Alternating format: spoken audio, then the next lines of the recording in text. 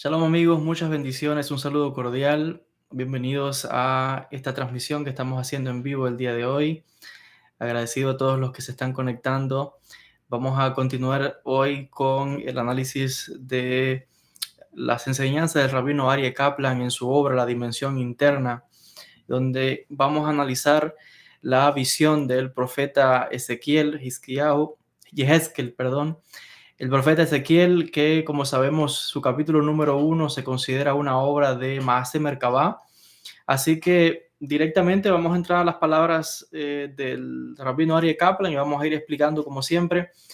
Él en esta sección, para aquellos que tienen el libro La Dimensión Interna, yo tengo la versión en inglés, así que yo voy a estar traduciendo simultáneamente al español mientras voy conversando con ustedes. Estamos, los que tienen la versión de este libro, estamos en la página 140. Y él, para entrar a analizar la visión del capítulo 1 de Ezequiel, pues primeramente cita el capítulo completo. Así que yo voy a iniciar sencillamente leyendo el capítulo completo, el capítulo 1 de Ezequiel, y luego vamos a ir a explicar versículo por versículo. Recuerden que dice el rabino Aryeh Kaplan, y estoy de acuerdo con él una vez que veamos este estudio, en el capítulo 1 de Ezequiel está oculto todos los secretos de la profecía, y no solamente esto, sino que según él también, digamos que casi todos los secretos de la Cábala. Hay algunas cosas que vamos a explicar en la opinión del rabino Aryeh Kaplan. Con ciertas cosas yo no estoy de acuerdo con él, y yo voy a traer también la opinión de otros cabalistas, porque como ya he sabido, no existe una sola opinión al respecto de los temas que tratamos en la Kabbalah, sino que ha habido muchas escuelas, como mismo hay muchos maestros, y cada cual tiene sus hidushim o sus interpretaciones o formas de ver los textos, que como hemos dicho, eso es lo que enriquece realmente la Kabbalah, ¿no? No hay un dogma, sino que es un texto abierto en la opinión de grandes autoridades. Así que bueno, sin más dilación, vamos a entrar a leer directamente el capítulo 1 de Ezequiel y vamos a explicar otra vez luego de estos versículo por versículo. Dice lo siguiente, voy a ir traduciendo, dice así. Y dice, y fue en el año 30, en el cuarto mes, en el quinto día del mes, mientras yo estaba entre los exiliados junto o sobre el río Kebar, que los cielos se abrieron y vi visiones de Dios. En el quinto día del mes, fue el quinto año del exilio del rey Joaquim. La palabra de Dios vino a Ezequiel ben Buzi. Ezequiel, hijo de Buzi, ese es el padre, ese es el nombre de su papá. El sacerdote, o sea, Ezequiel era un sacerdote, era Cohen. En la tierra de los caldeos, en el río, sobre el río Kebar, y la mano de Dios estaba sobre él. Y ojo, atento, una tormenta de viento que vino desde el norte y una gran nube con un fuego que relampagueaba y un gran resplandor, noga, alrededor. Y en el medio había como el silencio que habla, hashmal, en el medio del fuego. Esto se puede traducir también como de entre el medio del fuego había un silencio que habla. Dice, de entre él estaba la forma de Hayá o ángeles, criaturas vivientes. Fue su apariencia, era su apariencia, tenían forma humana. Cada uno tenía 4 rostros y cada uno tenía 4 pares de alas. Sus pies estaban rectos y las suelas de sus pies estaban redondas, como los que son de un becerro. Y ellos brillaban como una visión de un cobre que brilla, que está pulido. Manos humanas estaban debajo de sus alas en todos lados, en sus 4 lados o 4 costados. Y los 4 tenían rostros y alas. Sus alas estaban unidas unas a las otras y no podían voltearse cuando iban. Cada uno se movía en la dirección de sus rostros según se desplazaban o según iban. La forma de sus rostros era el rostro de un hombre, el rostro de un león hacia la derecha de los 4, el rostro de un buey a la izquierda de los cuatro y el rostro de un águila hacia los cuatro.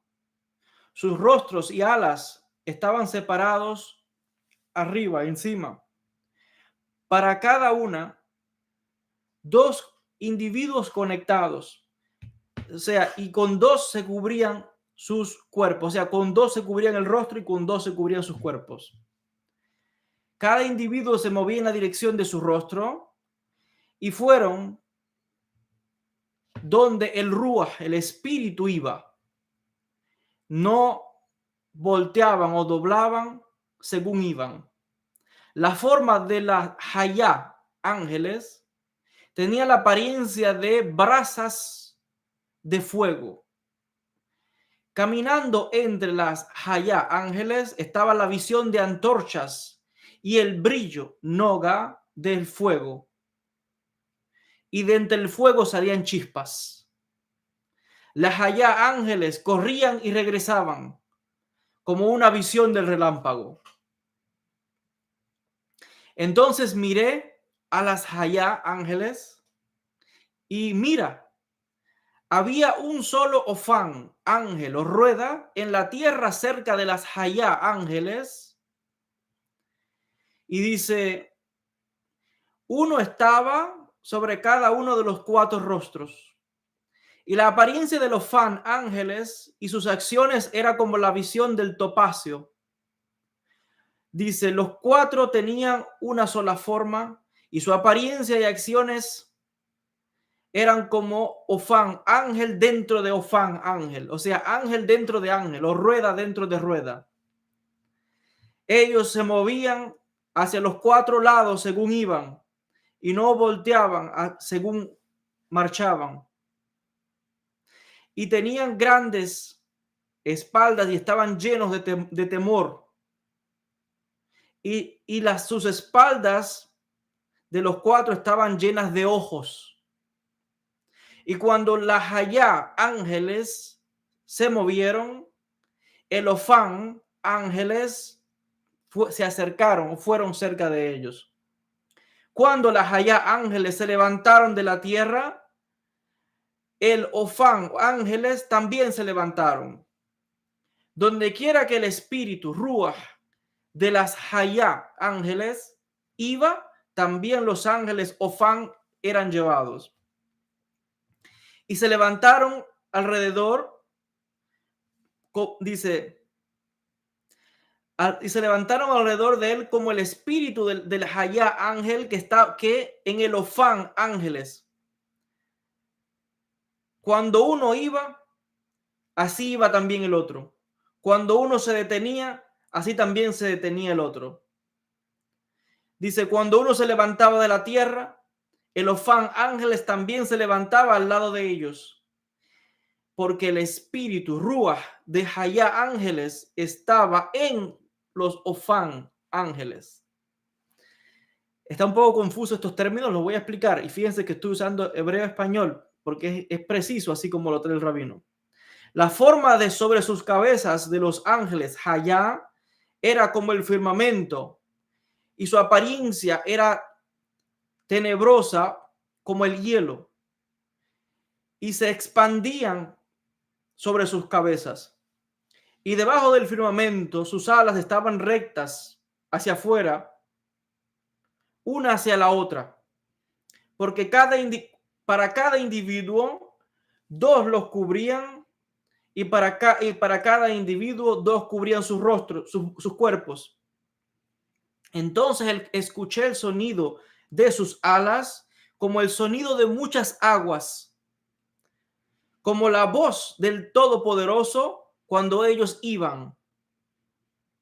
Y el sonido de tumulto era como el sonido de un campamento armado, de un ejército, cuando ellos se detenían para aplacar o para bajar sus alas.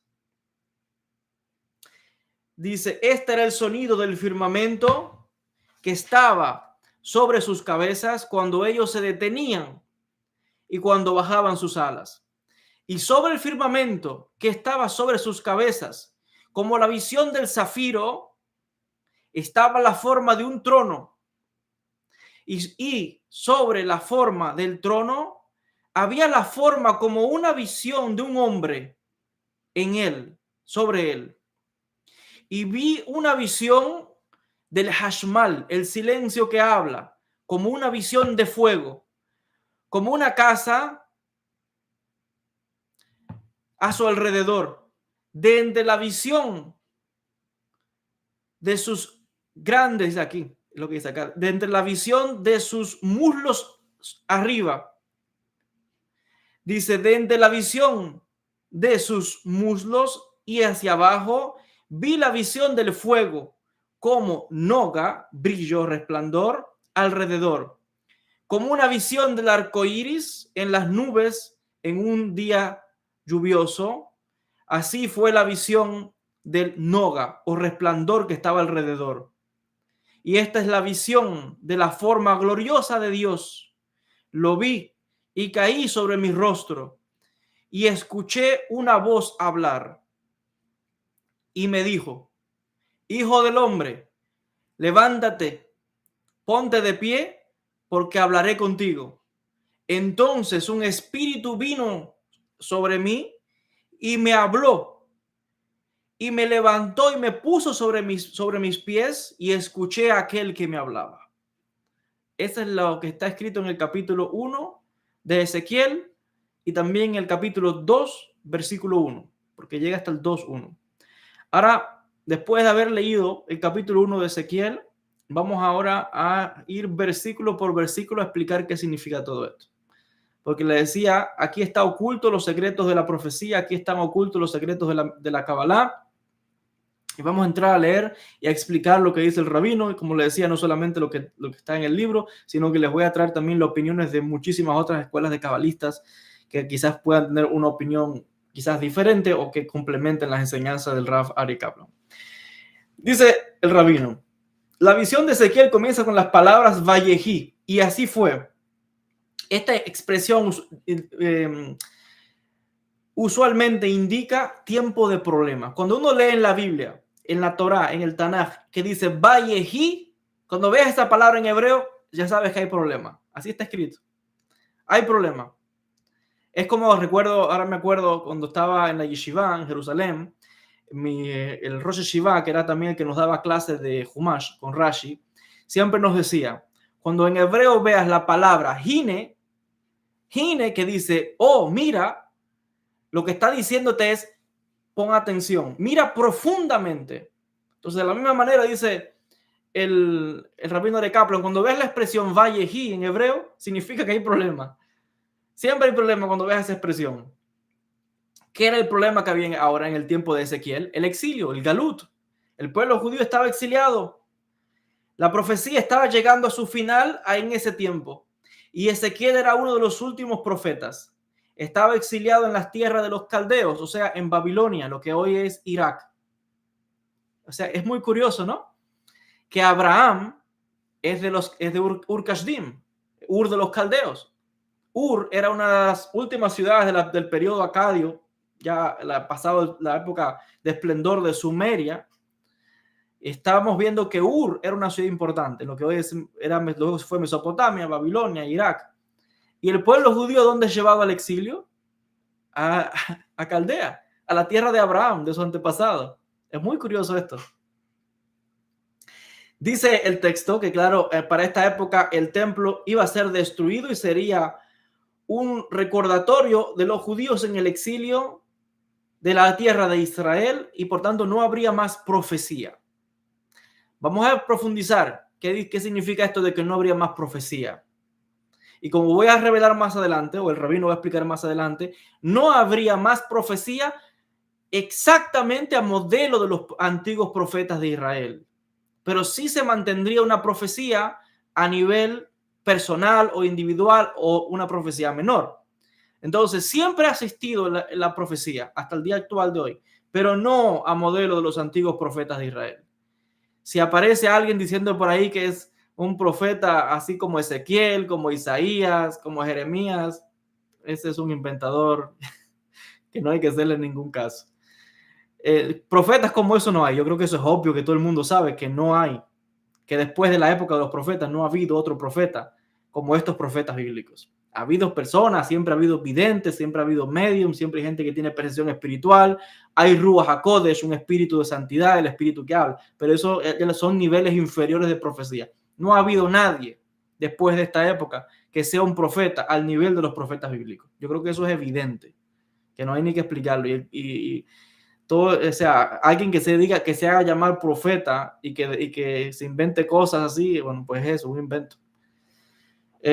Se mantiene la profecía, sí, pero a un nivel muy bajo, no a este nivel. Y eso es lo que vamos a explicar más adelante. Ahora, dice el rabino Aryeh Kaplan que la razón por que la profecía iba a llegar a su fin en esta época, ¿no? Está el exilio, la destrucción del templo en el año 586, 587 por los babilonios. Pues la razón de esto, primeramente, es, dice el rabino Aryeh Kaplan, es que la profecía, para que se dé, requiere una serie de condiciones, un número de condiciones. Lo primero es que para que se dé la profecía usualmente tiene lugar solamente dentro de la tierra de Israel y no en ninguna otra tierra. La tierra de Israel, por tanto, tampoco conduce a profecía todo el tiempo. Antes de que la profecía pueda existir en la tierra de Israel, tiene que estar habitada por la mayoría de los judíos del mundo. Estoy leyendo textualmente las palabras del rabino Aryeh Kaplan. Y aquí yo quiero hacer una pausa y una aclaración. Lógicamente, usted que me está escuchando y que yo sé que hay muchas personas que me están viendo que no son judíos, pues está viendo claramente que la aclaración que está haciendo el texto es hablando de los judíos. Y esto es muy importante. Dice que hay un fin de la profecía bíblica. Una, porque la profecía solamente se puede dar dentro de la tierra de Israel. Dos, para que eso se dé, la mayoría de los judíos tienen que estar viviendo en Israel. Ahora, esta es la opinión o la profecía dentro del mundo judío. Aquí no estamos hablando de que pueda haber otros profetas en otros pueblos. O sea, al texto bíblico o al mundo judío no se cuestiona eso. Una, porque no le interesa, porque solamente la instrucción que está en el texto bíblico es que en palabra de Dios está diciendo a los judíos, solamente sigan o escuchen a un profeta que sea de entre ustedes, de entre sus hermanos, desde su pueblo. Habrá otros profetas. Balaam era un profeta y era un profeta de verdad, al nivel de Moisés, pero no era judío, era de otra nación, era de otro pueblo. Israel tenía a Moisés. Entonces, toda esta visión que estamos analizando es dentro del pueblo judío. Quiere decir que fuera del pueblo judío hay profecías, siempre ha habido profetas, ha habido otras gentes, pero dentro de la concepción del pueblo de Israel no le interesa que haya otros profetas, porque tiene a los suyos, y dentro de los suyos se entiende que la profecía a nivel de los profetas bíblicos cesó con Ezequiel. A nivel de los profetas bíblicos, pero no es que la profecía cesó completamente, la profecía se mantiene, como digo, hasta hoy, pero más que nada es como una revelación personal. Pero vuelvo a decir, yo creo que es más que obvio que no hay nadie que pueda decir que es un profeta al nivel de los profetas Jeremías, Isaías, Ezequiel. ¿Quién tiene el coraje y el valor de decir y compararse, yo soy igual que Ezequiel, yo soy igual que Jeremías? Esos son pamplinas. Entonces, vuelvo a decir, este es un enfoque, por eso leo textualmente las palabras del rabino Aryeh Kaplan, está hablando dentro del contexto judío. Bien, es probable que, como digo, que el judaísmo admite que otros pueblos también tengan profecía y que hay otros profetas en otros pueblos. No que sean falsos, simplemente es que no le interesa. Pero no niega que haya otros profetas. Pero no sigue porque tiene un canal, un medio a través del cual se conecta. Y por eso entiende que cada pueblo se conecta según sus profetas.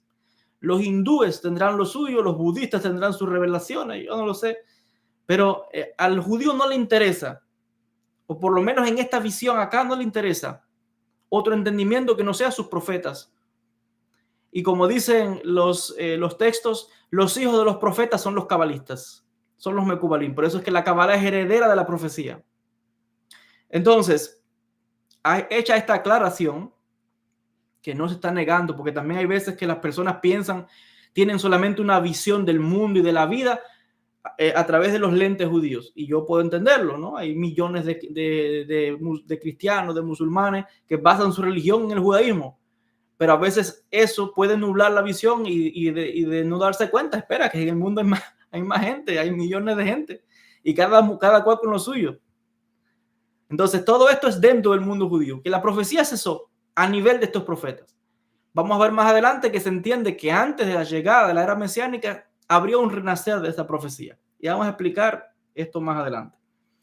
Sigue diciendo, ahí es lo que, mira, el párrafo que viene ahora, lo que viene a decir lo que yo acabo de explicar. Dice, esto es evidente en las palabras de la Torá relacionadas con la profecía. Deuteronomio 18:15. El Señor tu Dios va a levantar un profeta de entre ti. La explicación que el rabino Arik Kaplan da aquí de por qué la profecía no solamente se puede dar dentro de la tierra de Israel, a mí no me convence. Y ese aspecto de que para que haya profecía tienen que estar todos los judíos en Israel, pues si esa es la condición, nunca va a haber profecía, porque los judíos nunca en general han estado en mayoría.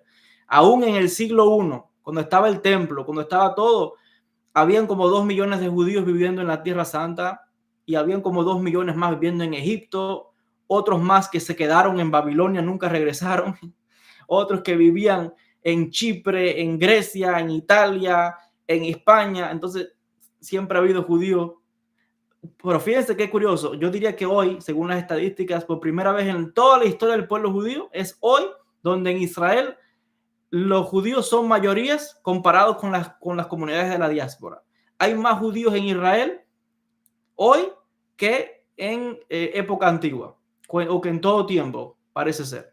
Por eso mismo no estoy de acuerdo, o por lo menos no veo esto que dice el rabino Arik Kaplan, que para aquella profecía tienen que ser los judíos mayoría, porque antes no eran mayoría y había profecía. Pero bueno, no vamos a enredar más la cosa, pero presento también esta opinión porque hay muchas visiones en el mundo judío. Por ejemplo, para Abraham Abulafia, la profecía se puede lograr perfectamente en cualquier lugar. No hace falta estar en la tierra de Israel. No solamente para Abraham Abulafia. En la época de Abulafia, en Castilla había un rabino que se llamaba Rabbi Shmuel Hanaví, Rabbi Shmuel el profeta. En el mundo ashkenazí, los hasidim tenían también rabinos que le decían profetas, etcétera. No profetas a nivel bíblico, pero personas que tenían Ruach HaKodesh. Entonces, bueno, quizás lo que el rabino Arik Kaplan está tratando de explicar es que un profeta al nivel de estos grandes profetas de Ezequiel, Jeremías, yo honestamente soy un poco escéptico a eso. Yo soy como quien dice, cuando lo vea lo creo, porque para hablar de un profeta a nivel de estos grandes profetas bíblicos, tengo que verlo, a ver quién es el que va a nacer y que va a llegar a un nivel como ese. Hay que verlo, porque superar a estos grandes profetas, es algo muy grande. Pero bueno, vamos a ver. Nadie tiene la última palabra, así que dejemos que el destino diga lo que diga. Dice, después de la primera diáspora, la situación nunca fue que los judíos fueron mayorías en Israel, dice el rabino Arik Kaplan. Debido a esto, sin embargo, la profecía iba a venir a un final debido al exilio. Pero todo el misterio de la profecía no iba a estar perdido. Habría un tiempo cuando sería necesitada otra vez. El Rambam, Rabbi Moshe ben Maimónides, escribe en su carta Igeret Teimán a los judíos del Yemen que las condiciones premesiánicas a la era mesiánica restaurarían la profecía. De hecho, Maimónides sostiene que el profeta Elías tendría que venir antes de la llegada del Mesías y por tanto la profecía sería restituida dentro de Israel. Porque todo este contexto es dentro de Israel. No estamos hablando de otros pueblos que quizás siempre tenían profecías o algo así, no lo sé. Pero dentro de todo este contexto, esa es la opinión de Maimónides. Esa es la opinión del Rambam. Ahora vamos a entrar a explicar ya capítulo 1, versículo 1 de Ezequiel. ¿Qué dice Ezequiel? Para que ustedes vean que cuando analizamos este capítulo número 1 a la luz de la Kabbalah, cada palabra, cada versículo guarda unos secretos increíbles. Que si alguien los lee en, no sé, o en hebreo, en español, lo que sea, pero no usa la Kabbalah, pueden parecer palabras insignificantes. Por ejemplo, Ezequiel capítulo 1, versículo 1, ¿cómo comienza? Y yo estaba entre los exiliados. Así comienza. El Zohar HaKadosh, el Zohar, comenta que la expresión yo, o sea, en este caso en hebreo, ani, está representando exilio. Y aquí hay algo muy profundo que vamos a ver ahora. La idea de Ani, o sea, yo, usualmente se refiere a la sefirá de Malhut. En el árbol de la vida, Malhut es Ani. También se conoce como la Shejinah. Malhut y Shejinah están ahí. Entonces, la divina presencia que habita en cada persona. Ojo con esto, la Shejinah habita en cada persona. Cuando Ezequiel usa la expresión Ani, o sea, yo, está en exilio. Y esto es exactamente paralelo a la Shejinah, que la Shejinah también estaba en exilio. La Shejinah está en exilio y por eso Ezequiel usa la palabra Ani. Pero está haciendo referencia a Malhut, a la Shejinah, y dice la Shejinah, o sea, cuando Ezequiel habla es la Shejinah que está hablando y diciendo yo estoy entre los exiliados. La Shejinah está exiliada en esta época. Y por eso es que hay un versículo que dice que donde quiera que va el pueblo de Israel, incluso en el exilio, la Shejinah los acompaña. Sigue diciendo, en modo de meditación ahora, digamos que el corazón de esta expresión Ani, el yo, hace referencia a nuestro yo verdadero, nuestra esencia verdadera. Uno de los aspectos más importantes o de los objetivos más importantes cuando hacemos meditaciones, cuando hacemos Hibodedut, es convertirnos en uno con nuestra esencia y sentir la divina presencia dentro de nosotros. Dice que debemos hacer esto empujando, como explicamos en la clase anterior, empujando gentilmente todo otro pensamiento, preocupaciones, imágenes mentales, pensamientos extraños, para de esa manera poder dar espacio a que se manifieste esa luz divina en el interior. Dice el rabino Aryeh Kaplan que cuando mucha gente apaga sus pensamientos, aparta las preocupaciones para conectar con su yo interior, se puede encontrar con un vacío.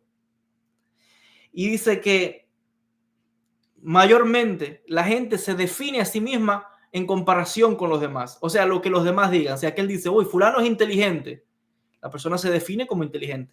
Si otra persona me dice, uy, fulano, por ejemplo, no sé, fulano es alguien bondadoso, la persona se identifica como alguien bondadosa, pero está identificando porque fulano me dijo. La gente normalmente se identifica por lo que los demás le dicen. Si los demás le dicen algo bueno, la persona se alegra. Si los demás te dicen una crítica o te ofenden, la persona se le cae la autoestima. Esa es la realidad, la mayoría de la gente es así. Entonces, están basándose en el exterior, lo que el exterior les define. Y muchas veces, cuando tú callas la voz exterior que te está hablando, la voz exterior que te está aplaudiendo y la voz exterior que te está criticando, cuando tú apagas esas voces, muchas veces miras en tu interior y te encuentras con un vacío. Y ese vacío a mucha gente le da miedo. Y por eso no le gusta estar solo. Por eso mucha gente tiene miedo a lo que va a encontrar, porque cuando estén solos no soportan la soledad. La gente quiere tener amigos, la gente quiere tener pareja, la gente tiene miedo de estar sola. Ay, que si me quedo solo en la vida. Si me quedo solo en la vida, no saben que el camino del místico es un camino de soledad y que no hay nada más maravilloso que la soledad. De hecho, es tan maravillosa que ese es realmente todo. El ser humano, todos los demás son una serie de ilusiones. No quiero profundizar ahí para no asustar a nadie. Pero el hecho es que mucha gente mira en los interiores y se sienten vacíos. Ahora, ¿cómo llenar ese vacío? Ese vacío se llena cuando nosotros somos capaces de, sí, apartar esas voces, apartar esos pensamientos del exterior, que mucha gente busca validación en el exterior, y permitir que sea la luz de la divinidad, la luz del Ein Sof, que ilumine nuestro interior. Es como permitir en este caso que la Shejinah que está en el exilio se pueda manifestar en nuestro interior, que se pueda manifestar en ese yo interior realmente, y que de esa manera logremos esa conciencia de conexión directa con la fuente, con la divinidad. Y cuando Ezequiel está diciendo, como decía ahorita, y yo, Ani, estoy entre los exiliados, está diciendo también, no solamente que la Shejinah está exiliada, está también diciendo que su yo interior está como experimentando un vacío que tiene que ser llenado por la divinidad, por la conciencia divina. Y llenar ese yo interior con la divinidad es redimir a la Shejinah. Es la redención de la Shejinah. es traer de vuelta a nuestro interior la luz divina. Entonces, ojo, puede ser que el yo interior suyo esté en el exilio. Y cuando la gente busca a ver dónde está mi yo interior, se encuentra con un vacío que da miedo. Porque el yo interior lo han construido en base a la opinión del exterior. Lo que dice papá y lo que dice mamá. Lo que dice el rabino y lo que dice el pastor, lo que dice el imam y lo que dice el amigo. Y todo es lo que dice el otro. Entonces las personas construyen su identidad en base al exterior. Eventualmente, cuando tú callas todas esas voces, te das cuenta que hay un vacío. ¿Dónde está tu yo interior? ¿Dónde está tu allí? Está en el exilio. Hay que callar todas esas voces y construir un yo interior fuerte, no dependiendo de la opinión de los demás. No hace falta que nadie me valide, porque la gente normalmente es eso, buscando validación siempre. Voy a la escuela, tengo el diploma y se lo muestro a los demás. Mira, me gradué. ¿Para qué? Para que me validen. Si logro algo, una meta, quiero enseñárselo a los demás. Si voy a un lugar, pongo la foto en Instagram para validarme, porque, claro, si no me ponen el like, no me siento validado. Y así va el mundo. La Kabbalah está diciendo, déjate de todas esas cosas. Porque si tú callas todo eso y miras en tu interior, es probable que hay un vacío ahí. Y a eso hay que trabajarlo. Porque eventualmente esa persona está débil. En el momento que viene una crítica, se derrumba la persona. Porque está todo el tiempo su identidad construida por el exterior. Y por tanto, realmente su yo interior está en el exilio. La persona tiene que redimir su yo interior. Tiene que fortalecer su yo interior. Tiene que levantar su autoestima para que de esa manera la persona pueda realmente lograr manifestar esa luz de la divinidad desde su interior. El versículo 1, verso 1 también dice, y yo estaba sobre el río Quebar. Así dice. Hay una pregunta aquí que surge, ¿no? ¿Cómo es posible que Ezequiel recibió una visión cuando ya ha dicho él que solamente se puede recibir una visión en la tierra de Israel? Pero él dice que está en Quebar, en Babilonia. Dice, la respuesta que traen diferentes comentaristas son las siguientes. Una persona que ya ha experimentado la profecía en la tierra de Israel también la puede experimentar aún cuando esté en otra tierra o en otro lugar. Esa es una respuesta de por qué Ezequiel recibió la profecía y estaba en Babilonia. Y hemos dicho que para recibir la profecía solamente es en Israel. En el caso de los judíos, yo me imagino que en el caso de una persona que no sea judía, pues recibe la profecía en cualquier lugar. Así que eso es una ventaja quizás que tienen los no judíos sobre los judíos, ¿no? Que pueden tener la profecía en cualquier lado. Ahora, otra respuesta de cómo Ezequiel pudo recibir la profecía en el exilio es porque el profeta se encontraba en un lugar puro. En el caso de Ezequiel, estaba en el río, que es agua pura, similar a la mikve. Recuerden que el río, el mar, es una mikve, pero natural. El hecho de que el texto dice, textualmente el manuscrito, el texto de Ezequiel en hebreo dice, sobre el río y no cerca del río, está indicando que Ezequiel realmente estaba metido dentro del río. Cuando está viendo esa visión, Ezequiel estaba dentro del río. Y dice el texto que como es un lugar de pureza, fue suficiente para que él pudiera tener esa visión de la profecía. Así que de aquí estamos viendo que para que alguien pueda recibir la profecía, si uno está dentro de un río, puede ser que en ese momento, cuando está purificándose, reciba la profecía, reciba revelaciones divinas, reciba visiones. Yo personalmente puedo dar testimonio de eso. Yo creo que en algún momento conté una vez en Israel y estaba estudiando no recuerdo si era algo de la Kabbalah o era algo del Talmud en una clase, algo muy difícil, no podía entenderlo. Y fui a la mikve. Entré a la mikve, me purifiqué, hice meditaciones cabalísticas debajo del agua y en el instante que salí del agua, ahí, en ese instante, vino un paquete de información con la respuesta a todo lo que yo había acabado de estudiar horas atrás, que no entendía nada. Y en el instante que salí del agua, fue un paquete de información con todas las respuestas y muchas más explicaciones que no estaban ni siquiera en los libros. Entonces puedo dar fe de que es real, de que funciona, de que la persona cuando se purifica recibe información, puede recibir visiones.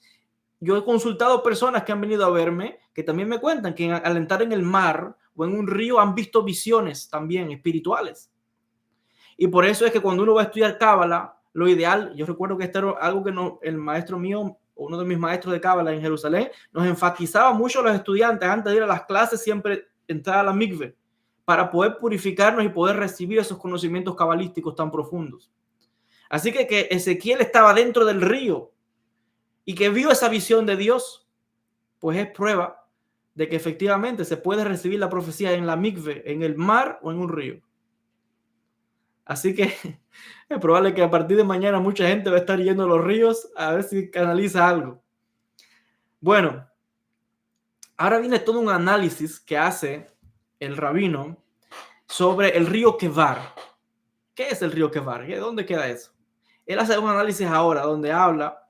Yo, honestamente, estos párrafos que él menciona aquí, como historiador, pues, o sea, acepto su explicación, pero como historiador, lo veo más bien como una especie de, no sé cómo llamarlo, no voy a decir leyenda, pero sí como una construcción antropológica y quizás entre histórica, antropológica de lo que es los pueblos. Porque él dice que, claro, ese río Kebar, entrar al río, es el mismo río que es el que dice el versículo del Génesis, el Bereshit, que había un río que fluía del Edén, del jardín del Edén. Y dice el rabino que ese río era el río Kebar. Y que por tanto, dice acá, dice que ese río Kebar es la fuente de toda la purificación y que no hay lugar más elevado que ese para purificarse. Claro, el río Kebar, ¿dónde está? La visión que tiene Ezequiel es en el río Éufrates, en Babilonia, en lo que es Irak. Entonces él está diciendo, si yo tomo esto literal, estoy diciendo que el río más importante es el río Éufrates en Irak. Entonces yo no sé si yo estoy de acuerdo con esa opinión, o a lo mejor quizás no estoy entendiendo lo que él está explicando, pero eso es lo que yo lo veo que él tiene escrito acá. El río del Edén es primero que está visto como una fuente espiritual de todas las aguas del mundo. Y luego el Talmud afirma que si uno hace un voto de que no disfrute las aguas del Edén, no será permitido que disfrute de ninguna agua del mundo, y parece, por tanto, que es la fuente de toda la purificación. Y el Zohar dice, habla de que es un río, o sea, aquí él da una explicación, sigue diciendo luego lo siguiente: una de las razones por las cuales el agua de una fuente puede purificar dice acá, no, perdón, una de las razones por las cuales las aguas de un manantial o río puede purificar es porque existe en un estado completamente natural. Dice, mientras que se mantenga conectado en estado natural y que no entre en contacto con nada que lo impurifique, entonces tienen el poder de purificar a cualquiera que entre en ellos. Y lo mismo es lo que ocurre con la mikve. Dice, en el caso de las aguas que salen del Edén, aprendemos de esto que para poder purificarnos a nosotros mismos, primero tenemos que establecer nuestro lazo o conexión con el jardín del Edén.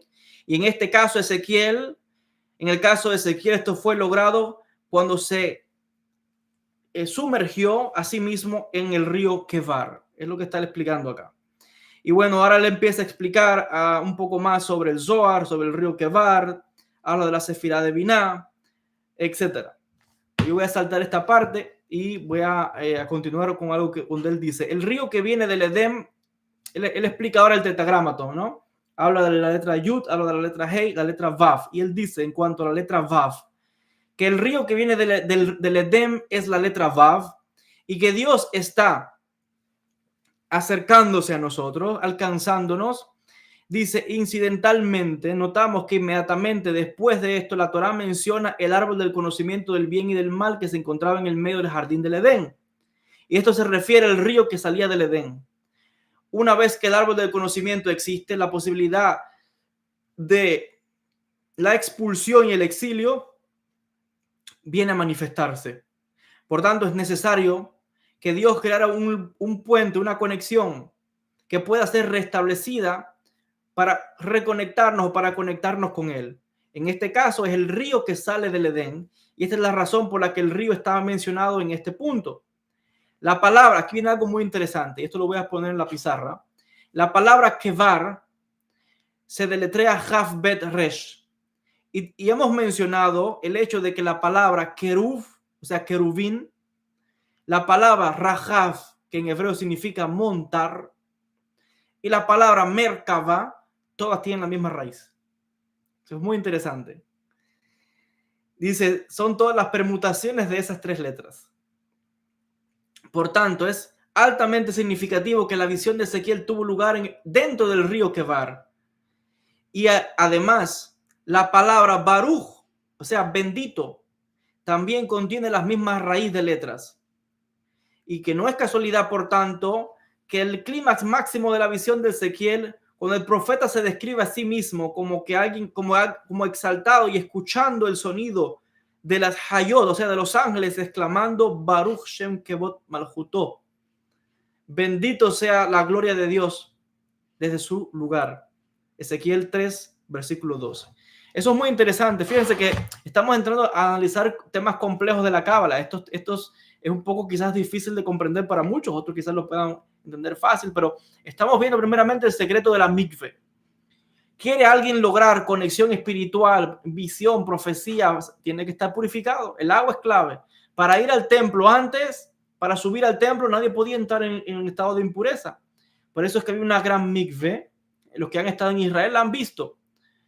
Esta gran mikve que hay, que está, los arqueólogos la están, bueno, ya se puede ver fácilmente escarbada. Yo no recuerdo si yo publiqué algún vídeo de esa mikve, donde ya se salió a la luz en la calle, el camino que los peregrinos seguían en la época del templo, donde primero se bajaban a purificarse y luego subían hasta el templo, ya una vez purificados. Y están las mismas calles, las mismas piedras que ya se han excavado en Israel de ese recorrido, ¿no? El camino de los peregrinos. Yo no recuerdo otra vez si yo publiqué algún vídeo de eso, debe estar en el otro canal de YouTube, donde he publicado más vídeos de Israel. Entonces, otra vez el punto de la purificación, el punto de la mikve, el punto del mar es clave. Cuando Naamán, un oficial del ejército asirio, estaba enfermo, tenía lepra, Eliseo le dijo, ve al río Jordán y sumérgete 3 veces. La lepra. Y con solo sumergirse 3 veces en el agua, se purificó. O sea, hay un secreto en el agua, hay un secreto en la mikve. El agua es sanadora. Con el agua se hacen muchos milagros. Entonces, es clave en este caso, le decía, para lo que estamos explicando. Déjenme a ver si les puedo mostrar aquí en la pizarra. Cuando hablamos de ese río Kebar, que está conectado directamente con el Edén. Entonces estamos viendo que el río Kebar no es cualquier río. Por ahí vamos a empezar. El río Kebar no es cualquier río. Porque en el río Kebar eso fue donde Ezequiel tiene la visión.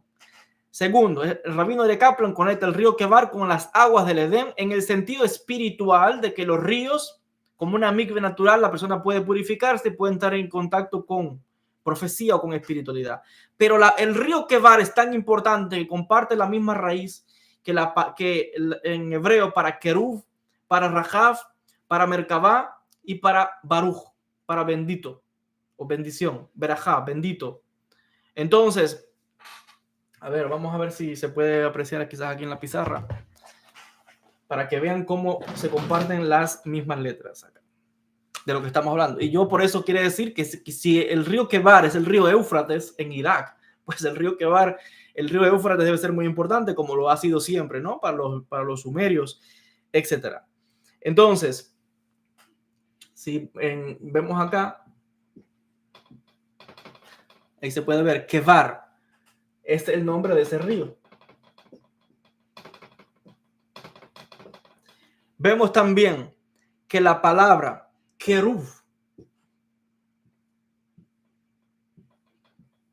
tiene las mismas raíces. Jav Bet Resh. Jav Bet Resh. Las mismas letras. Si vemos la palabra Rajav, que significa montar, tiene las mismas letras. Resh, Haf, Bet. Se mueven de lugar, pero es la misma raíz. Si vemos la palabra Merkabah, tiene la misma letra. Tenemos otra vez Resh, Haf, Bet. Ahí está oculto. Y si vemos la palabra para bendito, que en este caso es Baruch,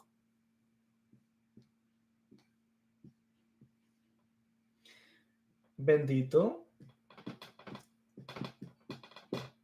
pues están las mismas letras. Resh, Bet, Haf, lo que es Hasofit, una larga, pero está aquí la Haf. Solo que esta está al final de las palabras, en hebreo la que está al final es Hasofit, por lo tanto es final, pero está ahí, Haf. Ahora, ¿qué es lo que quiere decir todo esto? Cuando usted lee, y esto lo explicamos en la clase que dimos hace unos meses atrás, donde hablábamos de la Merkabah. Recuerden esta clase que yo expliqué, claro, fue también de este libro. Ahí hablamos que dice el salmista que Dios, Yud Hei Vav Hei, dice, utiliza algo que se llama Keruv para Rahav, montar, Merkabah, la Merkabah. Entonces, en esa clase explicamos que la gente asocia la palabra querubim como ángeles, los querubim, pero realmente parece ser que querub dice que al parecer es una especie, es como otro nombre de ese vehículo que llamamos Merkabah, porque el texto, el salmista dice que Dios, Yud Hei Vav Hei, vuela o monta sobre los querubines. ¿Qué sentido tiene eso? Usted lo puede ver en español, en inglés, en la traducción que usted quiera. Dice que Dios, Yud Hei Vav Hei, vuela sobre los querubines. Eso no tiene sentido. ¿Cómo Dios se va a montar arriba de un ángel?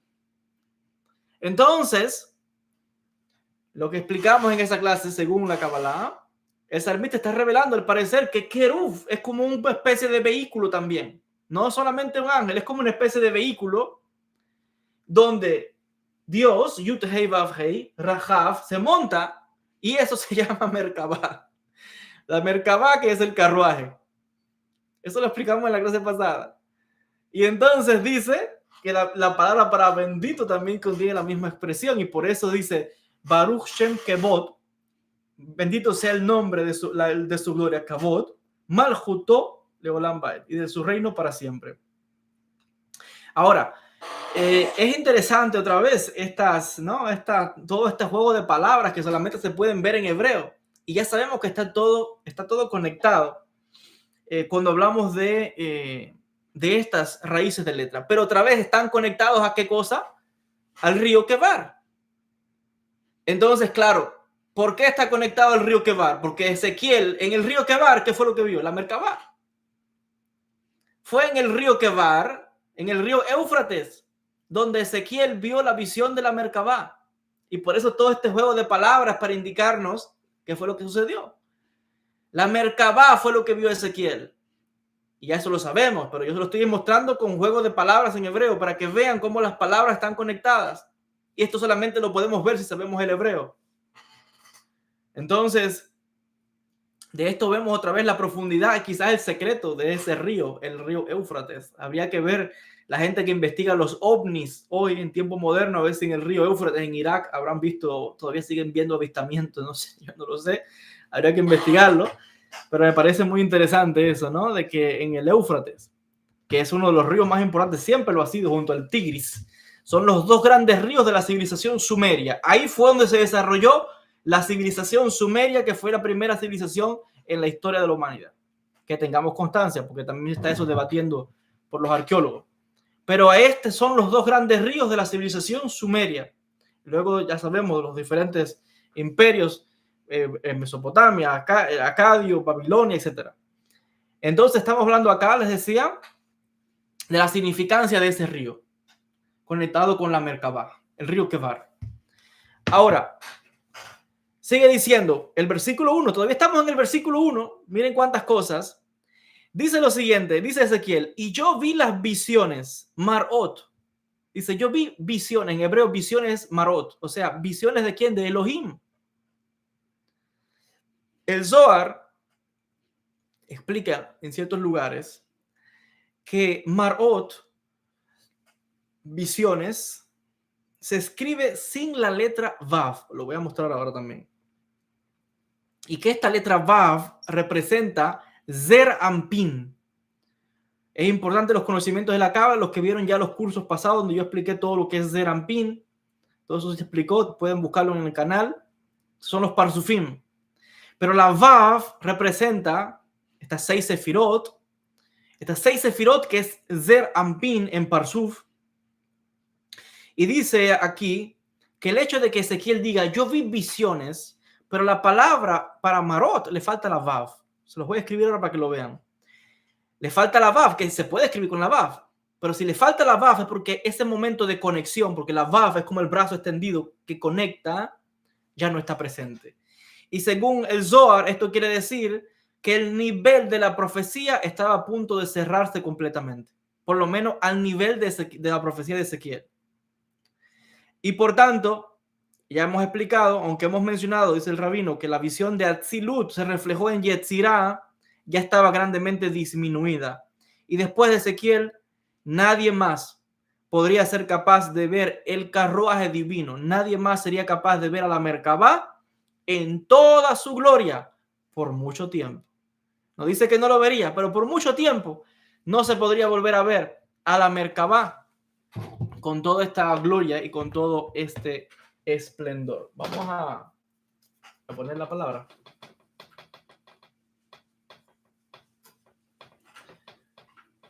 Por eso, para que ustedes vean que los Mekubalim hacen análisis de cada cosa, de cada palabra, si le falta una letra, porque en el hebreo es algo tan amplio que hay palabras que se pueden escribir y significan lo mismo, si le pones la letra o si le quitas la letra. Los sefaradim, por ejemplo, tenemos cierta forma de escribir palabras que los ashkenazim no usan. Los sefaradim, a veces, por ejemplo, en una palabra la escribimos al final con alef y los ashkenazim no, le ponen hey. Y es lo mismo, solo que ellos tienen una tradición y le ponen hey. Nosotros le ponemos alef, un ejemplo. Y con ciertas palabras las cambiamos. Y por eso es que hoy en Israel te puedes encontrar a veces, no es falta de ortografía, es porque si eres sefaradí dentro del mundo de la Torá, puedes escribir de cierta forma. Y hay reglas de que eso no se puede cambiar. Y los ashkenazim tienen reglas que ellos tampoco cambian lo de ellos. Entonces, cada cual con lo suyo. Pero en el caso, para que vean cómo las palabras se analizan en el hebreo, en este caso específico, por ejemplo, estamos viendo aquí la palabra marot, que significa visiones. Y él está diciendo que le falta la vav. ¿Dónde iría la vav? La vav iría aquí. Pero no tiene la vav. No tiene. Y si le falta la vav, es porque sencillamente dice que ya no hay profecía, no hay conexión a ese nivel de ver a la Merkabá en todo ese esplendor. Entonces, por mucho tiempo no se vería la Merkabá a ese nivel. Quizás Ezequiel fue el último que vio la Merkabá a ese nivel. Y vuelvo a decir, yo pienso que, bueno, por lo menos que sepamos, no sé si alguien habrá visto la Merkabá ahora en tiempos modernos, como Ezequiel, yo no lo sé, pues hay cabalistas ocultos, entonces no vamos a descartar que alguien haya tenido visiones. No se puede descartar tampoco eso. Las visiones personales de cada cual, que son respetables, pero son cosas de cada cual. Ahora, sigue diciendo, dice Dios Yud Hei Vav Hei, la palabra de Dios, en este caso en hebreo se usa Yud Hei Vav Hei, la expresión, vamos a ver acá esto ahora. Vino Ezequiel ben Buzi, Ezequiel hijo de Buzi, y la mano de Dios estaba sobre él. Eso es el versículo 3. Ezequiel 1:3. Vamos por el versículo 3 ahora. Ya hemos mencionado que Ezequiel se refiere a sí mismo como Aní, o sea, yo, en el versículo 1. Mientras que en el versículo 3 estamos viendo que él está hablando de él mismo en tercera persona, porque dice, la palabra de Dios vino a Ezequiel. Pero si el que está escribiendo es Ezequiel, ¿cómo le va a decir que la palabra de Dios vino a Ezequiel? Hablando en tercera persona. Eso lo explicamos en la clase anterior. Cuando la persona, ya el alma salió del cuerpo, ya está en un estado de trance, ya él mismo se ve a él mismo desde arriba y se está mirando y habla de él mismo como si fuera tercera persona, pero es porque ya entró como un estado profético y él mismo se puede observar él mismo desde afuera. Y por eso también es lo que dice Rabbi Abraham Abulafia, donde él dice que cuando los que ponen en práctica sus técnicas de meditación pueden verse a ellos mismos al frente. O sea, uno se puede ver la imagen de uno mismo frente a uno. Y ese nivel, otra vez, ahí también puedo dar testimonio, porque eso me pasó una vez en una meditación con mi rabino, con uno de mis rabinos, con el Rav Shimshon, en Israel, en Jerusalén. Estábamos una noche meditando. Yo estaba con el talit, con los tefilín puestos. Y en la meditación llegó un momento en que yo me vi a mí mismo frente a mí. Pero el que estaba frente a mí era yo también a ver, no, fueron dos veces. En una yo no llevaba talit ni tefilín. Y me vi a mí mismo frente a mí con talit y con tefilín como un brillo muy grande. En otra sí lo llevaba y también me vi. Pero lo loco de esa visión fue, o de esa meditación que hicimos, es que yo me vi a mí mismo como transportándome a un lugar, y otro de los chicos que estaba ahí meditando, él también vio lo mismo, que estaba transportándose a un lugar, y cuando llegó, se encontró, según él lo que él contó, me vio a mí vestido con talit y con tefilín, que lo fue a recibir a él. Entonces, técnicamente yo estaba visualizándome también de alguna manera, desplazándome a un lugar, y él me vio a mí también desplazándome a un lugar en la meditación que él hizo. Y cuando él contó y yo conté mi parte, las dos coincidían. Entonces esto es muy curioso. Entonces, o sea, esto que estamos hablando se puede lograr, y por eso ustedes verán que yo realmente nunca cuento estas cosas porque son privadas.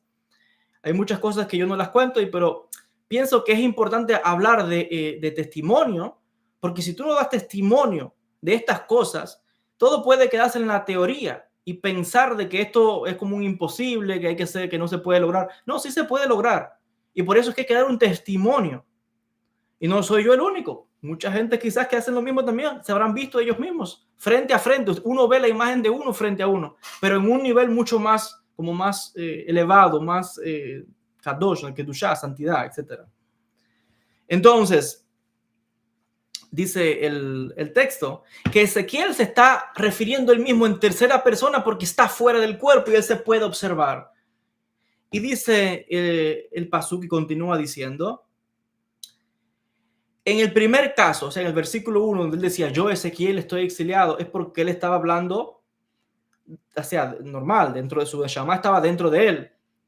Pero en el otro caso se está comunicando desde afuera ya. Su Neshama estaba afuera, el alma había salido.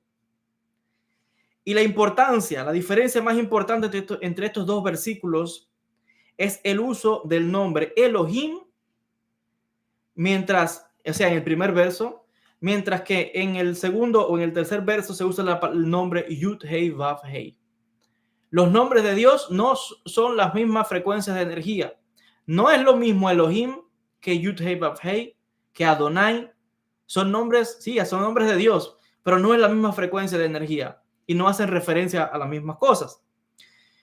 A ver, vamos a explicar ahora los secretos del nombre Elohim y del nombre Yud Hei Vav Hei. El factor principal que distingue estos dos nombres es que Yud Hei Vav Hei representa el atributo de Midat HaRahamim, el atributo de la misericordia, y el nombre Elohim representa el atributo de Midat Hadin, el atributo del rigor, del juicio, de la justicia divina. Entonces, dice el rabino, ahora pasa a explicar, ¿no?, los secretos de estos dos nombres.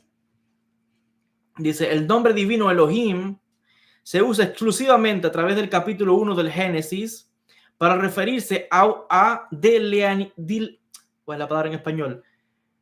Algo que está delineado, que está contenido, que está fijado, que está establecido dentro de límites. ¿Cuáles son esos límites? Los límites de la naturaleza. El nombre Elohim hace referencia a las leyes naturales, la naturaleza. Ahora, y esto se puede apreciar en el libro del Bereshit, en el libro del Génesis. Entonces, se habla de naturaleza. Ese es Elohim. Y la naturaleza tiene límites. Ahora, cuando interactuamos con el nombre de Dios, Yud Hei Vav Hei, es un nombre que está más allá de la naturaleza. El nombre Yud Hei Vav Hei es el nombre que sobrepasa, que hace milagros. es que rompe las leyes de la naturaleza, de alguna manera podríamos decir. El nombre Elohim está dentro de la naturaleza, Yud-Heh-Vav-Heh está fuera de la naturaleza. Si vemos la creación del hombre, ¿de qué está compuesto el hombre? ¿De qué estamos hechos? Dos elementos. Un elemento material, que es el cuerpo, y un elemento espiritual, que es el Neshama, el alma. El alma no es de este mundo, es trascendente a la naturaleza. Por tanto, el alma, cuando miramos los versículos bíblicos, dice que fue Yud-Heh-Vav-Heh Elohim el que insufló el alma, la Neshama. O sea, Yud-Heh-Vav-Heh, por tanto, el alma es trascendente, no es de este mundo. Pero el cuerpo, que es de este mundo, que es materia, pertenece a la naturaleza, por tanto está regido por la fuerza o por la energía de Elohim. ¿Se comprende?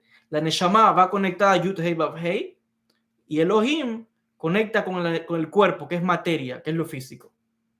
Yo aquí he resumido 3 párrafos que él explica ahora, yo se los he explicado de mucha manera más breve. Entonces estamos viendo que el nombre Yud-Heh-Vav-Heh es un nombre que va más allá, es lo trascendente, es lo que va más allá del mundo físico. Les decía, explica el rabino Ore Kaplan que Elohim es esencialmente la revelación que puede ser entendida por los seres por la lógica humana, mientras que Yud-Heh-Vav-Heh es la revelación que trasciende la lógica. Hay cosas que no se pueden entender por la lógica humana. ¿Cómo poder entender que Dios está en este mundo y no está al mismo tiempo? ¿Cómo entender que hizo Tzimtzum, creó un vacío y se retiró del mundo?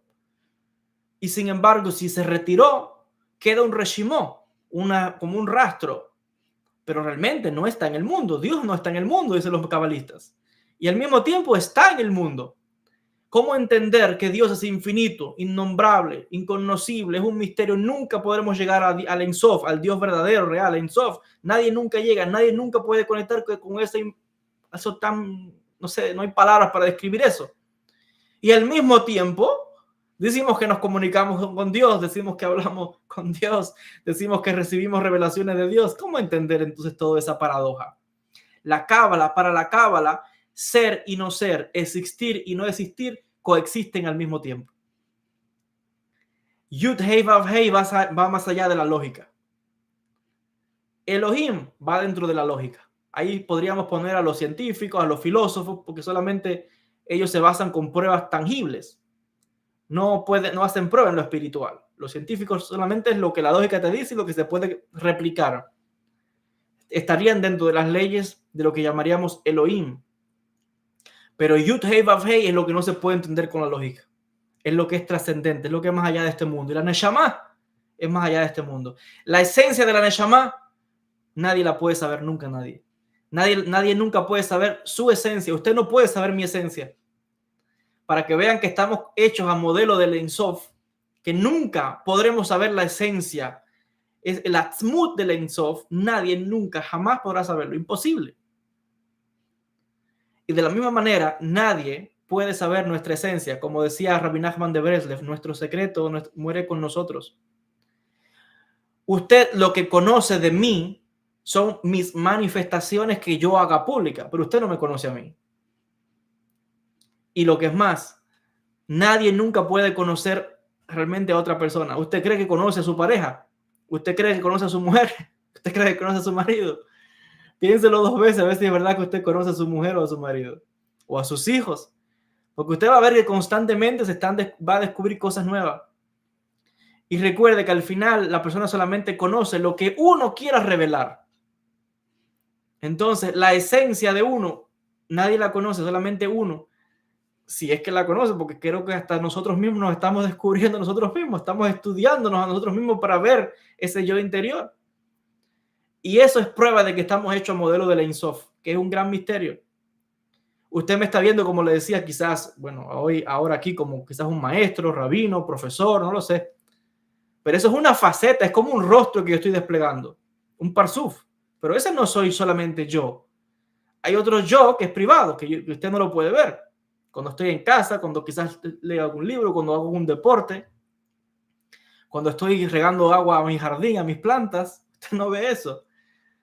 Entonces ahí quizás usted puede pensar que estoy rezando 24 horas con mantos y no, yo soy una persona normal, entre comillas. ¿eh? Entonces, con cada ser humano es igual, cada cual guarda su secreto. Yud Hei Vav Hei es ese gran secreto que realmente es el que lo sostiene todo, ¿no? Que va más allá, que trasciende todo. Cuando la Torá describe el cuerpo del hombre, usa el nombre Elohim, porque finalmente, o en última instancia, el hombre puede usar su intelecto y su lógica para comprender su cuerpo y el mundo físico del cual es parte. Cuando la Torá desea hablar del alma del hombre, sin embargo, usa el nombre Yud Hei Vav Hei.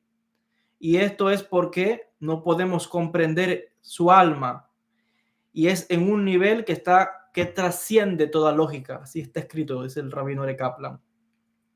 Podemos ahora tratar de comprender la distinción de términos en el texto de Ezequiel, cuando en el versículo 1 habla de Elohim y luego habla de Yud Hei Vav Hei.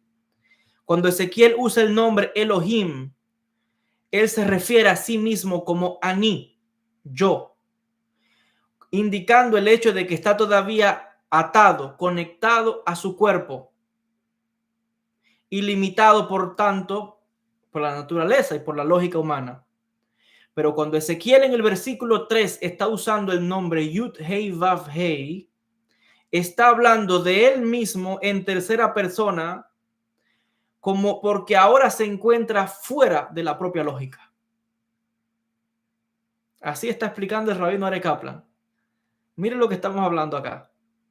Cuando nosotros estamos, quizás como ahora diríamos, dentro del cuerpo, el alma está dentro del cuerpo. Yo puedo pensar, me puedo ver, me puedo examinar mi mano, estudiar el cuerpo, lógicamente. Estoy operando en el nivel de Elohim. Cuando yo entro en un estado meditativo, cuando mi alma sale del cuerpo, cuando salgo a un viaje espiritual, estoy operando en el nivel de Yud Hei Vav Hei. Yud Hei Vav Hei está operando en mí. Ese es el secreto de estos dos nombres usados en este contexto en el versículo 1 de Ezequiel 1:1 y del capítulo 1, versículo 3.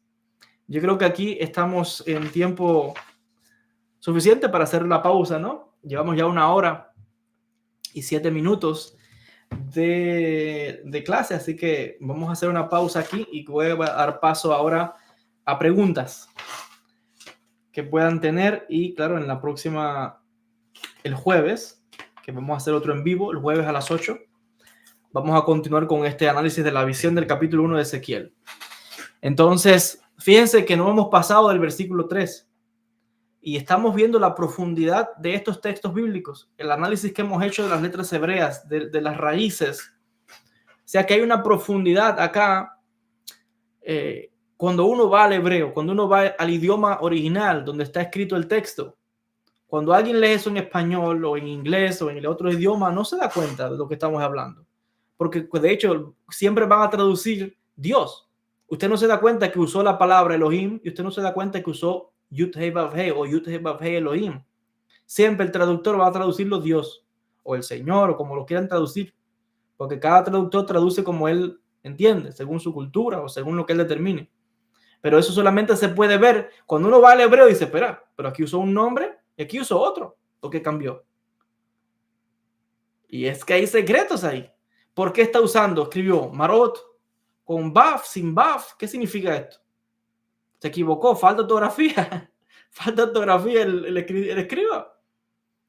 Es como que a veces si lee la Torah en hebreo, verás que en la Torah, en el rollo de la Torah, hay letras que están en grande, que son más grandes que otras, y otras letras que, o sea, está el texto normal, la letra, pero de momento hay letras que son como gigantes y de momento hay letras que son pequeñitas. O sea, está la letra estándar, normal, y de momento letras grandes y de momento letras pequeñitas. Cuando miras eso, el que no sabe dice, bueno, ese fue el escriba que no sabe escribir, hizo una letra grande y otra pequeñita. Eso tiene grandes secretos espirituales, las letras de la Torá, que son grandes, que son pequeñas. ¿Por qué? Y por eso es que a veces cuando uno hace algo, escribe algo y pone las letras, no es que hay falta de ortografía, no fue que el escriba se equivocó y la hizo grande y otra no. Es que hay un secreto ahí y todos hay que copiarlo exacto como está, no puede haber errores. Entonces, claro, esto solamente se puede ver cuando se va al idioma original, cuando se va al hebreo, porque otra vez en español me imagino que siempre lo van a traducir Dios o no sé qué traducción pondrán, pero nunca se entera la gente de esto. Igual que la palabra para alma. Siempre van a traducir en español alma, pero cuando vas al hebreo, cambian. Puedes usar neshama, puedes usar ruach, puedes hablar de hayá, puedes hablar de diferentes niveles, porque están operando diferentes niveles del alma en diferentes contextos, etcétera. Voy a tomar 2 o 3 preguntas y vamos a ver qué dice la audiencia de estos temas. Dice Denia Abreu, ¿podría explicar más sobre la Merkabá? Bueno, sobre la Merkabá ya he hecho vídeos completos de más de 1 hora de este mismo libro. Yo le recomendaría que buscase ese video sobre la Merkabá en mi canal de YouTube. Solamente con poner Joel Ben-Javid Merkabá, ahí te va a salir una clase completa de más de 1 hora sobre los secretos de la Merkabá, con lo que ya expliqué sobre el Keruf, Rajab, montar, todo eso. Es interesante que hoy estaba leyendo o consultando, mejor dicho, un diccionario que usamos, es bien conocido en las yeshivot, en las escuelas rabínicas, que es arameo, hebreo e inglés, en este caso, ¿no?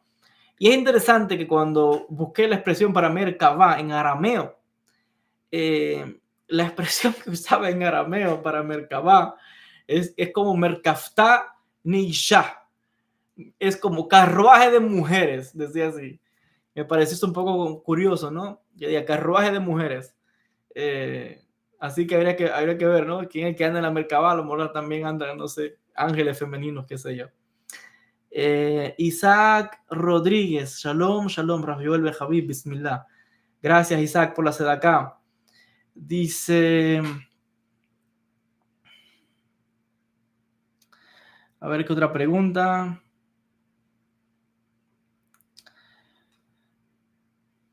¿Podría explicar de la Mishnah y Gemara para audiencia, querido maestro? A ver, el tema, bueno, en casos de Mishnah o Gemara, ese es estudio del Talmud. Realmente no, a ver, yo he hecho algún vídeo quizás en el pasado hablando un poco sobre la Mishnah o sobre la Gemara, pero realmente no hago muchos vídeos sobre esos temas porque realmente el estudio del Talmud son temas que atañen más a la persona que es judía.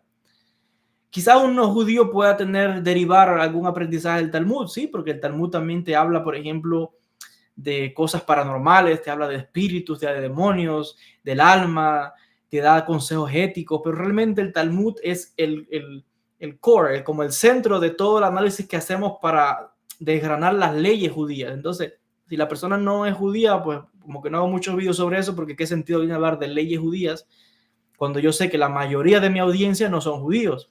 Entonces trato de hacer vídeos que la mayoría de las personas se puedan identificar. Aunque sí es verdad que yo he hecho vídeos en este canal sobre la Mishnah y sobre la Gemara, que los pueden encontrar. En términos generales, la Mishnah fue escrita hacia el año 200, o supervisada, mejor dicho, por Rabí Yehuda Nasi, el príncipe, que es el rabino principal en Israel en esa época. Estamos hablando del año 200, estamos hablando ya que el templo está destruido hace ratos. Estamos hablando que para esa época ya había pasado la segunda revuelta judía contra Roma, que fue del año 132 al 135 o 136, y que para el año 200 todavía aún así, aunque ya se habían llevado muchos judíos fuera de la tierra de Israel a lugares muy lejanos como España, por ejemplo, o Roma, todavía había judíos en Israel. Siempre ha habido judíos en Israel hasta el día de hoy. Quizás una minoría, pero siempre ha existido. Y estaba una comunidad muy importante. Y el rabino principal era el Rabí Yehuda Nasi, que era amigo personal del emperador Marco Aurelio, el gran filósofo. Y como Rabí Yehuda también era filósofo, tenía buena amistad con Marco Aurelio. Además era muy rico. Rabí Yehuda Nasi era millonario, tenía tanto dinero que podían mantener a toda la gente de la tierra. Y bueno, él supervisó un grupo de rabinos, sentó un grupo de rabinos, de sabios y de escribas y se pusieron a debatir tal y juntaron lo que llamamos la Mishnah, que es la ley oral. Y luego eso está codificada. La Mishnah está codificada, no está clara. Alguien abre el Talmud, se puede leer Mishnah, no va a entender nada. Está codificada porque los sabios de antes escribían lo que podías escribir con 50 palabras, y lo escribían en 3 o en 4. Porque ese era un estilo de escribir en aquella época donde los sabios decían que qué sabio de verdad no necesita tantas palabras. Con 1 o 2 palabras puede decir lo que otros dicen en párrafos completos. Entonces la Mishnah está codificada y por eso cuando uno estudia en la yeshivot, es muy difícil. Hace falta que cosa vino después la Gemara, que es los comentarios o los debates de rabinos a la Gemara, a la Mishnah. Y aún así, pues hay muchos más comentarios que vienen también a la Gemara, Rashi, Rabbeinu Hananel, etcétera, que vienen a comentar todos esos textos. Y bueno, y luego hay otros textos que son la Beraita, que son Mejiltá, todos son como escritos afuera que no entraron dentro de la Mishnah, pero también se consultan. Entonces son temas que más tienen que ver con, bueno, con temas legales del mundo judío, aunque también hay muchas cosas interesantes ahí. Dice Aris Farah Azua, dice, por eso en los Tehilim están los nombres con diferentes energías. En cada situación se dice un nombre según la situación y es como atraemos esa energía. Correcto, así es. Dentro de cada Tehilim, dentro de cada salmo hay un nombre de Dios o varios nombres de Dios que cada uno tiene su energía. Cada versículo tiene, cada salmo tiene su energía. Así es, efectivamente. A ver.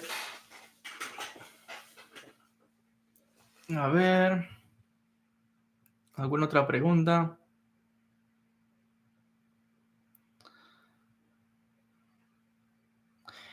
Hay una pregunta aquí interesante. Dice, yo quisiera saber sobre el simbolismo del zafiro, del rubí, la esmeralda, del topacio en las visiones. Wow, muy buena pregunta. Vamos a esperar a la próxima clase a ver si el Raf trae explicación sobre eso. Ya estamos viendo, claro, el zafiro hace referencia al color del trono de Dios, ¿no? Color azul, rubí, esmeralda. Creo que la esmeralda es verde, topacio, no sé qué color es. Así que bueno, todo tiene un simbolismo. Vamos a ver si él trae algo sobre eso en el libro. Claudia pregunta, ¿se van a reactivar los grupos de oraciones en la escuela? A ver, de momento no me es posible porque es que yo hago tantas cosas al mismo tiempo todos los días. Mi horario es desde temprano en la mañana hasta 11, 12 de la noche todos los días. No hay descanso. Entonces, hay tantas cosas que hago que no me permito hacer, soy limitado. Entonces, de momento no está esa posibilidad. Lo que sí es que de vez en cuando he hecho algún vídeo, grabado algunas oraciones del Sidur y voy a seguir grabando de vez en cuando tenga la oportunidad. Voy a ir subiendo como los rezos del Sidur, del libro de oraciones judío, lo voy subiendo a esa playlist en la escuela mía, en la escuela online. joelbenjavi.org, escuela online, los va a llevar ahí. A ver, otras preguntas. Se pueden rechazar dos personas con diferentes conceptos religiosos. Se puede sentir en el espíritu. No comprendo bien esa pregunta, que si se pueden rechazar dos personas con diferentes conceptos religiosos. Yo pienso que, a ver, la gente, en el caso de las energías, no tiene que ver que alguien sea, puede haber dos personas de diferentes religiones y sencillamente están muy unidos, son como hermanos. Yo, pues tengo amistades que son cristianos y para mí son como hermanos y los quiero también muchísimo, y tengo amigos que son musulmanes y también los quiero, y entonces son de diferentes religiones, pero no tiene que ver nada. Entonces, la persona, eso de que si es de la religión o de otra diferente y se rechazan, eso no, para mí no tiene que ver. Quizás podría influir si las personas tienen no mucho nivel de conciencia y ven a la religión como un obstáculo, porque hay gente que son atrincheradas en sus creencias y no quieren saber de más nadie. Bueno, pues ahí automáticamente está rechazando al otro, ¿no? Pero si la persona tiene un nivel de conciencia elevado, yo pienso que eso no tiene que ver. Yo recuerdo cuando conocí a un famoso escriba que hay en Jerusalén, que es el padre Dairoyo Bolus, de la comunidad siriaca de Siria. Son cristianos de Siria. Siempre han estado ahí, son los discípulos de Marcos. Y yo sin conocer, como él es escriba, es un sofer, pero es un sofer en arameo. Yo también hago safrut. Y cuando lo conocí, bueno, pues somos amigos. No tiene nada que ver las religiones.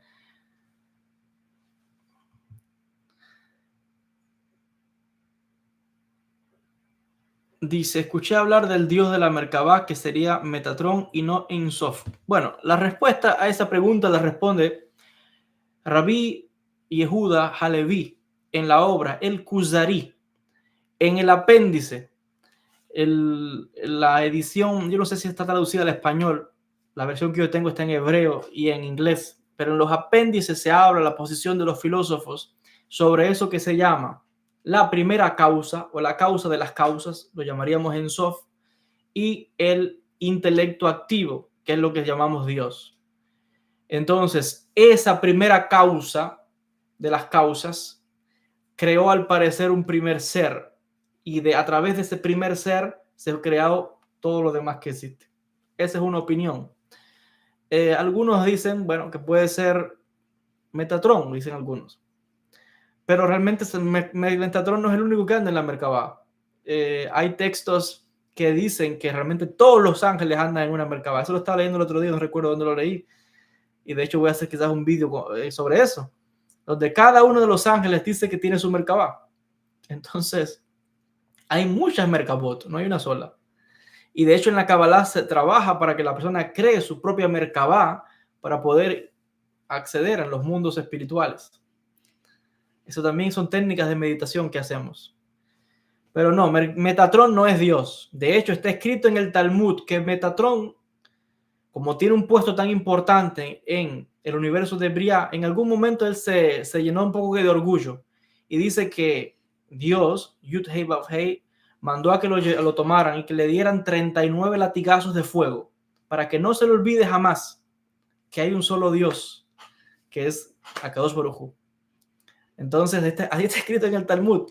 A Metatron le dieron 39 latigazos de fuego y ahí se acabó el ego.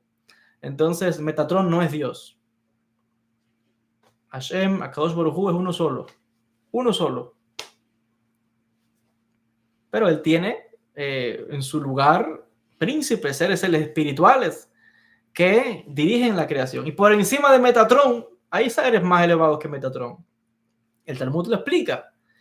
Metatron está en el universo de Briah, pero en el universo, en Atzilut, hay uno que está sentado en el trono, que es otro ángel, y es más elevado que Metatron.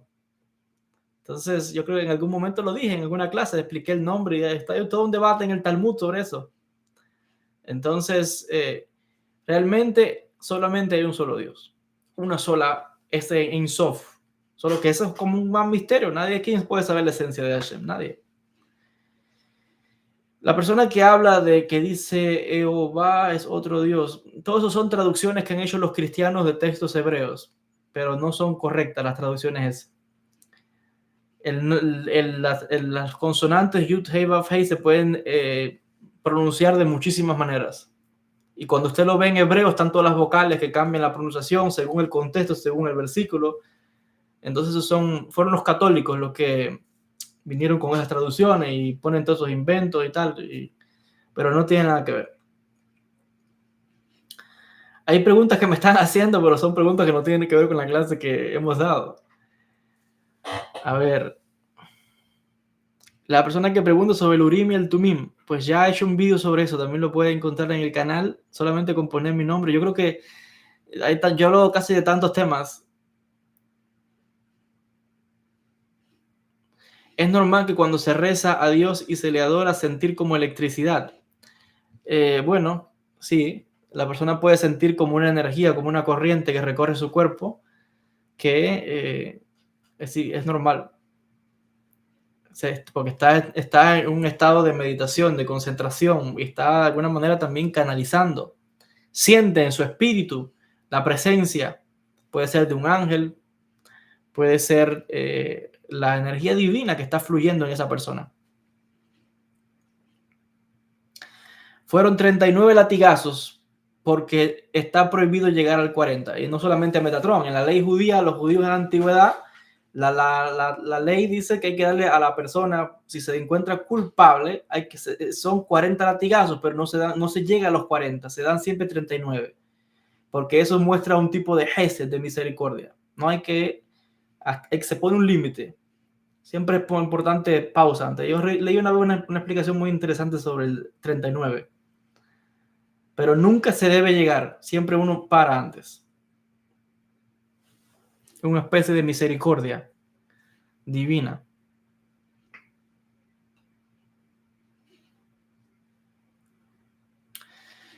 A ver, algunas preguntas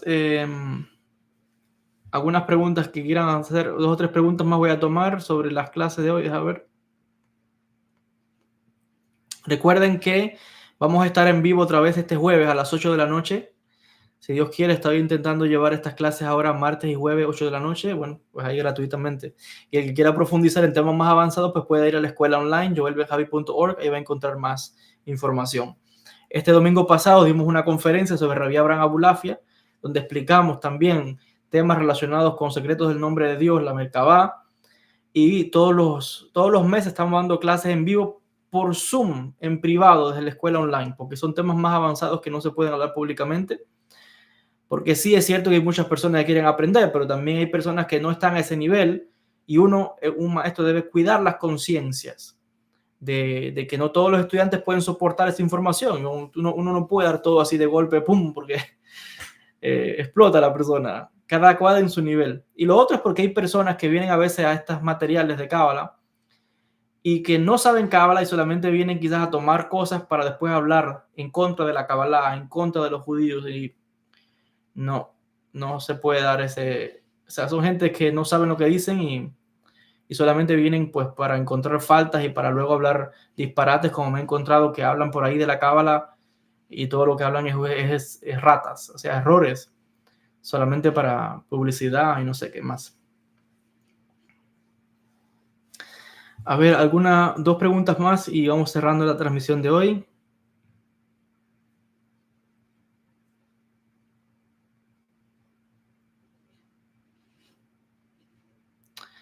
Dice...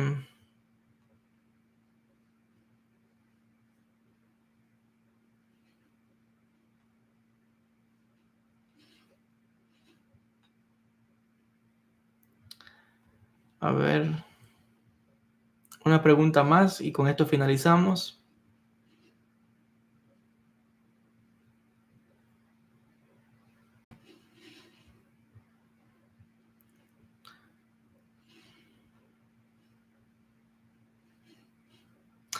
La persona que pregunta sobre el seminario en Chile. Pues el seminario en Chile va a ser el 30 de agosto. Y para ese seminario, pues se puede inscribir. En mi página web está el flyer con la información. Y si no, igual se puede comunicar con nosotros. Me envía un correo a contacto joelbenjavib@gmail.com y la coordinadora de la escuela se va a comunicar con usted y le va la información sobre la conferencia en Chile el 30 de agosto. Y se puede inscribir desde ya. También recordar que hay un seminario de un día completo en Barcelona en el mes de noviembre, junto a Augusto Marchetti y Francisco Marchetti. Yo hablaré sobre los secretos de la reencarnación. Ellos también presentarán temas relacionados con el lenguaje, el árbol de la vida, la sefirot, la biología molecular y la cábala, etc. Y en México va a haber un seminario que voy a presentar el día domingo 20 de diciembre, un día completo sobre Cábala Maasit. Las personas que van a estar en México DF. Igual se puede poner en contacto y le enviamos la información.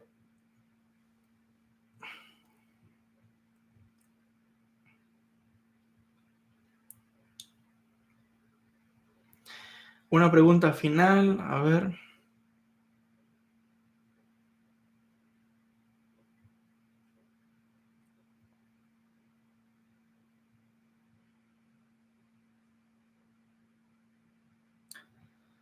Bueno, la mayoría de los comentarios que veo acá, pues bueno, son de agradecimiento, dando gracias.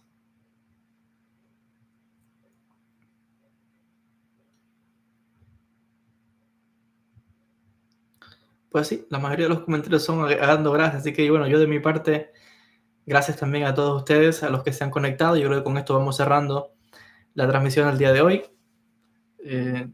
Pues nada, nos veremos entonces este jueves, 8 de la noche, hora de Miami. Y vamos a continuar con la segunda parte de este estudio sobre la Merkabá, sobre la visión del capítulo 1 de Ezequiel. Y vamos a ir profundizando, porque a medida que avancen estos materiales, pues pues ahí les decía mucho que aprender acá. Y bueno, Besat Hashem, ojalá que podamos mantener también estos encuentros en vivo. Gracias a las personas que están conectadas y nos veremos en un próximo encuentro. Shalom y bendiciones a todos.